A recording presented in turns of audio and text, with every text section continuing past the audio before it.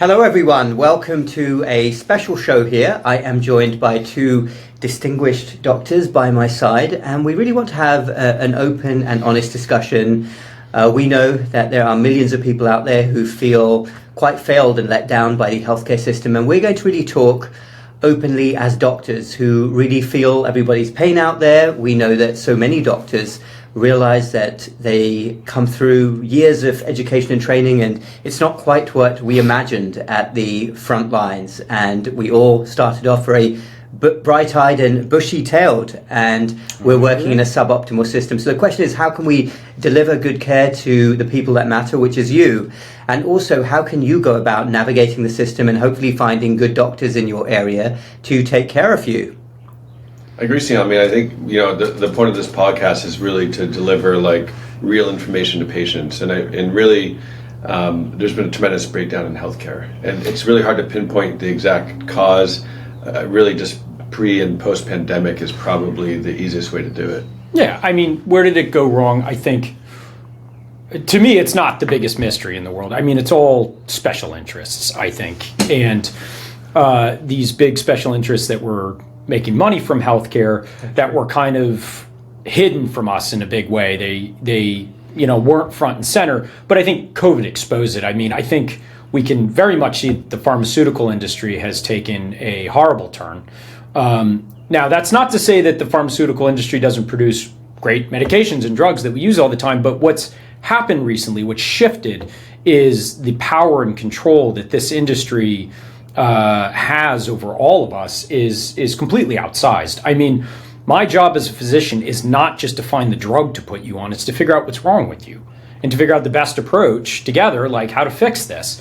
And that's changed. I mean, the guidelines are all about, hey, how do you shove this medication down someone's throat? It's a very, very sad situation. Yeah, I mean, I agree, Ben. I mean, what I went to medical school and what I'm doing now is completely different. We are totally locked by electronic health records, software, administrators, and big pharma and insurance companies. I think it's probably been highlighted even more recently about the power they have on doctors. We can only do so much as physicians, but yet we're expected to see patients in a certain amount of time, and everyone's different, and I think patients, it's difficult for them, and it's really the communication breakdown and trying to get information and getting the misinformation away from patients. Very true, and it's so interesting because obviously I come with the perspective of someone who went to medical school in a country and worked over there for a bit and then came to the US. I mean, in the UK it's the government controlling things. In the US it's insurance, big business.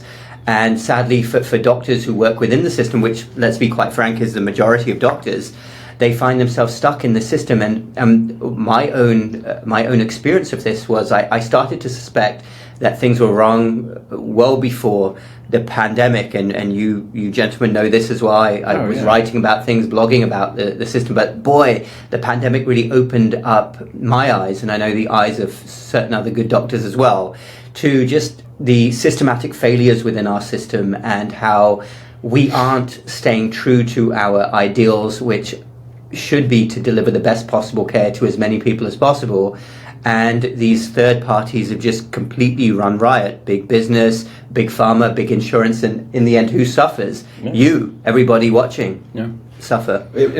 And you can't get a hold of your primary care. You can't get a hold of your specialist. I think every patient can probably, feel the pain of trying to get a hold of their doctor, whatever specialty is, and not getting called back. And they're expected just to accept that. And I've noticed even post-pandemic, now people are just expecting that's a norm in healthcare, which is crazy if you think about it, right? I mean, there's really no other industry that has worse communication than healthcare. And we know that breakdown in communication, people can die from that. Oh, yeah, it's so true. Yeah. Well, do you think it's, part of that though is I think a lot of docs don't want to do it anymore. A lot of docs have had it. You did not go into this industry to be a pill pusher.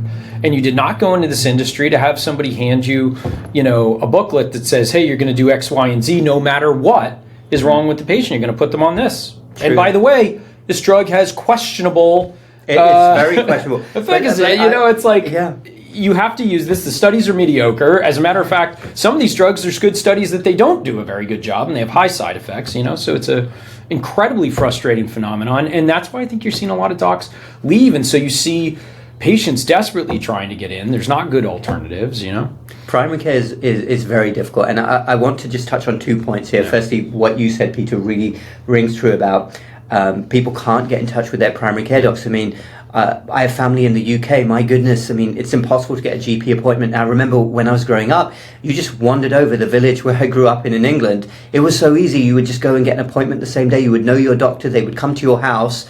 And now I would say one of the biggest warning signs that I see as to the complete decimation of primary care, obviously I work in the United States now, is that you ask people, who is your primary care doctor? And people will be like, I don't know, I saw a different doctor there. Yeah. I have no idea who my primary care doctor is. And finally, I'd like to say, because I think what you said is, yes, there are good doctors out there who want to do the right thing and now are moving out of the system because there's no other choice. But I still think there's a systemic problem within the medical profession. There are a lot of doctors who are all too happy, keep their heads down. They know that they're getting their paycheck and they will follow the directive, and the world could literally be collapsing around them. I used the example recently in one of my videos that this may be an extreme example. I was saying it in a sort of joking way, but a comet could literally be hurtling towards Earth, and doctors who follow protocols would be obsessing over, have you received your shot? Have you got, the pill that we're supposed to prescribe to you? There's also, I mean, gentlemen, I know, the instinct is, we don't want to be too harsh, but we must hold the medical profession accountable for firstly selling out and being in the position it is and failing all of you watching at home. I agree. I mean, just across the board, I mean, everything I went into medicine is not what I'm practicing now. No. And we all, I think we all went in for the good of it and really to help people. And I find that we're totally locked in what we can do. And there's an expectation of us to prescribe certain medications. And if we're not, we're sort of led to believe that we're failing patients in giving adequate care.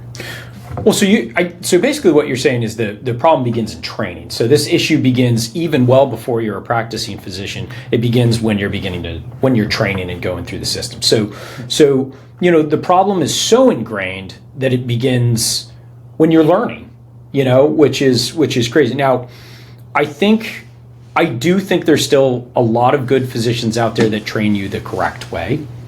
And I think there's still hope out there. Like, I had a physician who trained me how to always delve into difficult situations. It wasn't all about pills. So that was, a silver line. That was some hope for me that the system still. But when I began to practice, I was shocked with how the system worked and what it had become.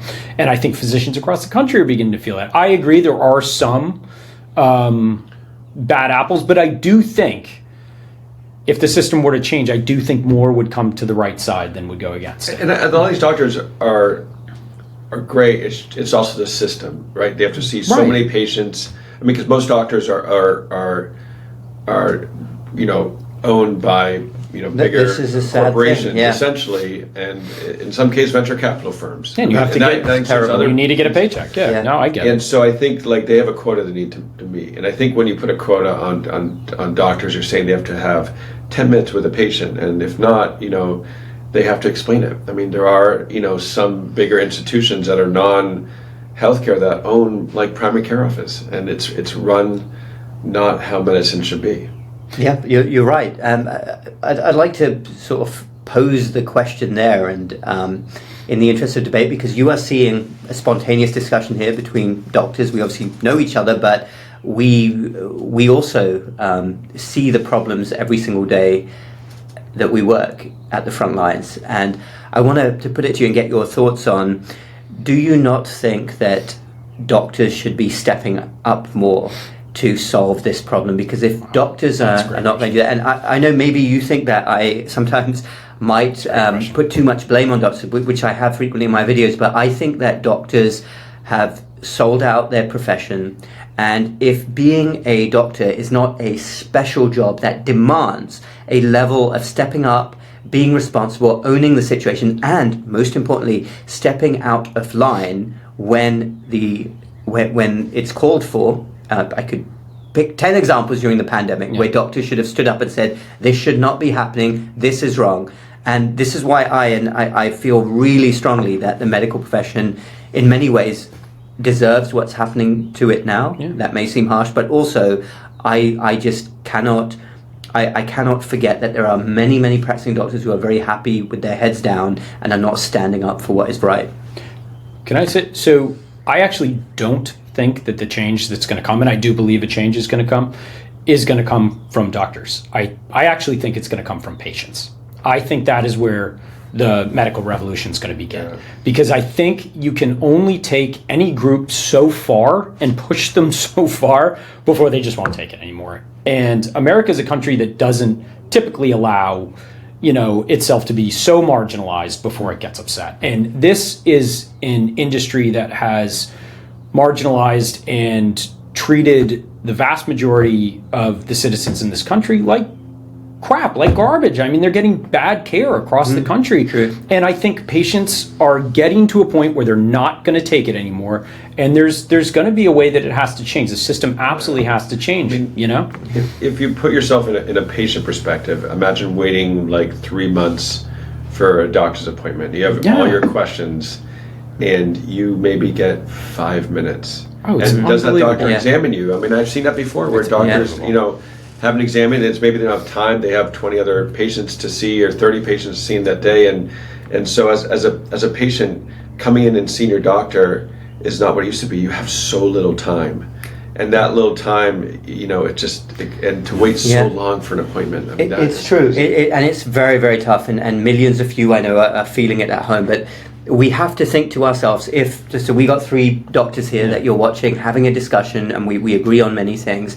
How have we gone from a situation where 20 to 30 years ago you had a doctor who ran the show, they had a huge degree of autonomy, they are that dream doctor that you could only imagine, and many of you probably had when you were younger, the doctor who came to your house. I remember doctors like that when I was a boy. They knew you, that they knew the whole family, they knew the community. How did we get from there to where we are now, to a situation where so many of you are suffering? And we know that.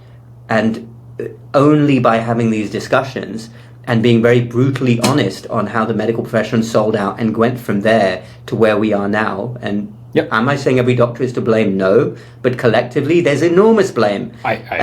You have to ask the question now. I don't go to medical conferences. I suspect you haven't been to medical conferences for some time, but I look at doctors at medical conferences and I see where this problem is. They go in their thousands, they go and get their CME, they will sit in lectures, they will hear about the latest recommendations. 80% of the time, you're trying to treat a lifestyle issue with a drug. Of course it's going to fail, but they'll be like, yeah, I'll do this, I'll prescribe that. Then they'll go at lunchtime to the sponsorship hall, they get a free meal, and I just am lost at how more doctors can't realize that they are part of a ridiculous system. How can you see everything get worse every single year and just be okay with continuing like this? Yeah, I mean, those conferences are crazy if you think about it. When you go into the exhibition hall, you have every big pharma company set up. It's almost like a little Disney World in there, and they're all, they hire like beautiful people to get you in to have coffee and trying to, sway you into, thinking a coffee is going to actually persuade you into prescribing their medication. But it's all subliminal advertising too, right? It's just the more you see it, the more you think about it. But we lost our way when we did sell out. And what happened is it's a fall of private practice. Yeah, no, you might in be the right United States. It is. Could be right about that. Because and for those of you, I'll just interrupt for a moment. For those who are overseas, private practice might mean different things in different countries, but when we talk about in the US, it is how all doctors would be working in their own practice. They were business owners up until 20 years ago, and now it's flipped to being owned by corporations instead. Yeah. So, it's owned, the statistics are pretty amazing. It's probably like maybe 10 administrators to 1 doctor. So, these private practices are no longer practices. They're machines. They're run by venture capital, that's right, profit hungry, corporations, and where they are telling us really what to do. We don't really have a lot of choice. I'm fortunate myself to still remain in private, but not a lot of people have been able to.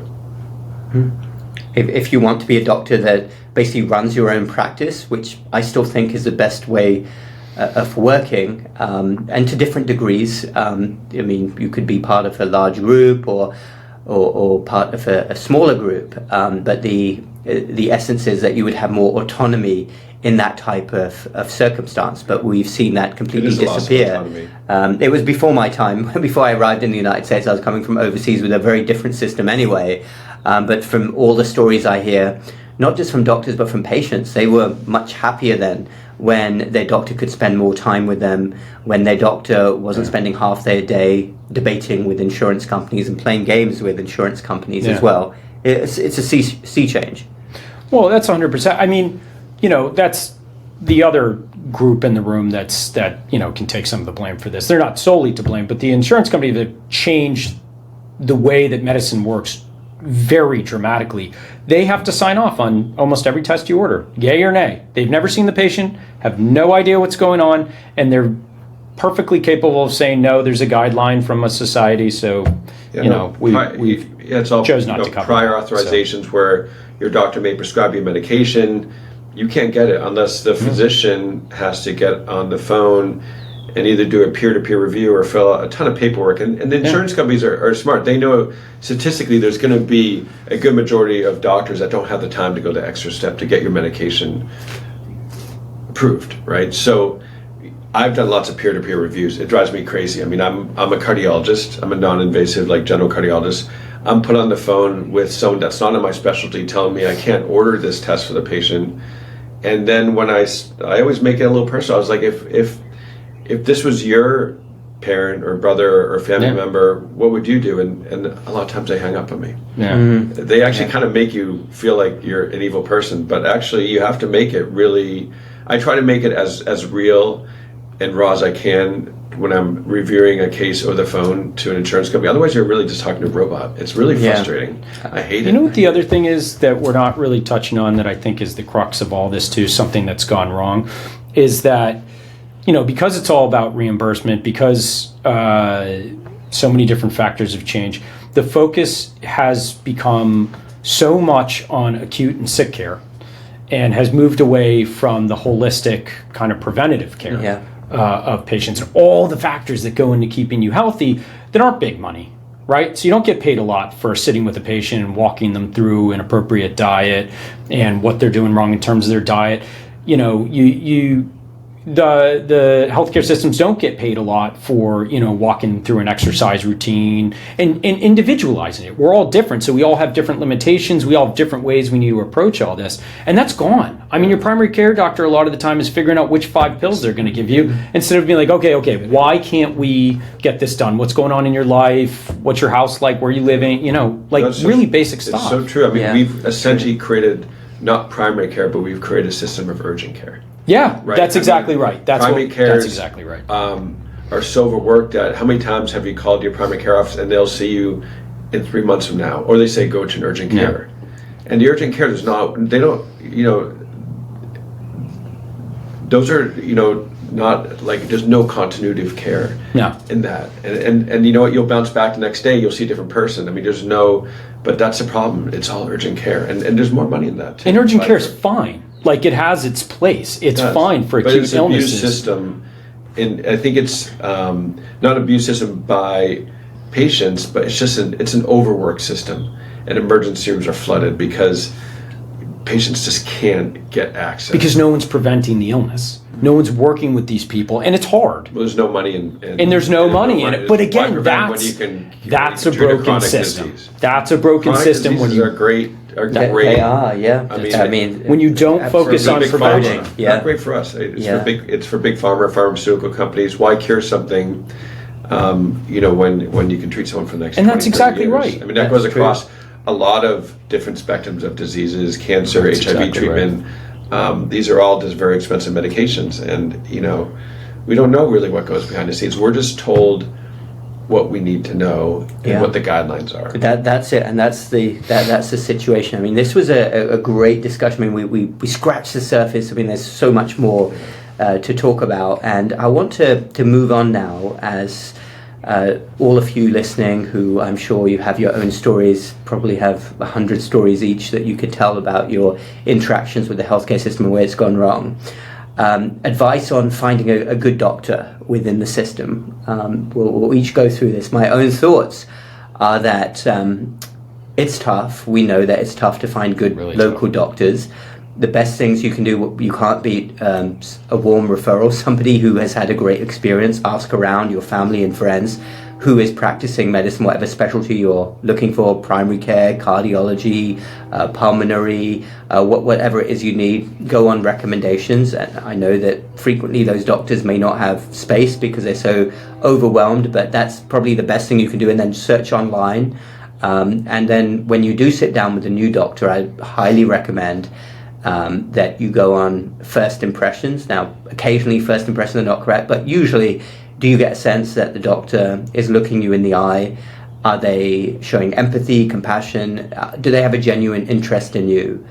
And I know, again, that it's really tough, but I would urge you, it's so important, the health and well-being of yourself and your family. Keep looking until you find that. Because there's nothing like having a good doctor that you can trust in your hour of need. I agree. Yeah. I think, one telltale sign that I think is important, the first thing, when the doctor walks in the room, the first thing they do is go... We're sorry about that, Bell, by the way. That's Loud a train in the background, but we're not too... We're pretty far from the train. It's a very loud making train. a lot of noise. It's a very loud train. Okay. No, but Yeah. seriously, if the doc comes in the room and the first thing they do is go right to the computer, to me that's a telltale sign. So the first thing a doctor should do, come to the room. I don't know if they shake your hand or they just sit down with you and look you in the eye or whatever they do, but if they go right to the computer and then start talking, not looking at you and start clicking on stuff, that's a bad sign. I hope that train makes it to where I it's think going the on train's time. coming We're actually in a train station. Should we tell them? We're actually have to catch a train right now. We decided to make this fun. We're actually on a Alright. moving train. Yeah. Maybe we're on a moving editing's train, but there you amazing. go. The joys of making a No, podcast. I do think if you look at all the online websites, I mean, I think we're not, doctors aren't restaurants, right? I mean, you can go on all these review sites for doctors, but they don't really reflect a doctor, because someone may have had a bad experience with like the front staff at the office and not actually the doctor themselves. And people either give a 5-star or 1-star review. There's not a whole lot. So word of mouth is key. Whenever I have my patients, going somewhere else or down south or warmer climates, they always ask me, like, do I know anyone there? And I was like, talk to your friends. Yeah. And that's the biggest. I mean, you have to friends click and with a family. doctor. I know when I see patients, I need, and it honestly makes my day much better if I know about the patient, and it gives you a more holistic approach to it. Yeah, No, absolutely. Yeah, so we hope that that was some good advice for you there. Thank you all for watching. I'm sure we're going to have a discussion very soon. Looking forward to it. Yes, take care everyone. Stay healthy, stay well, and we will see you again very soon.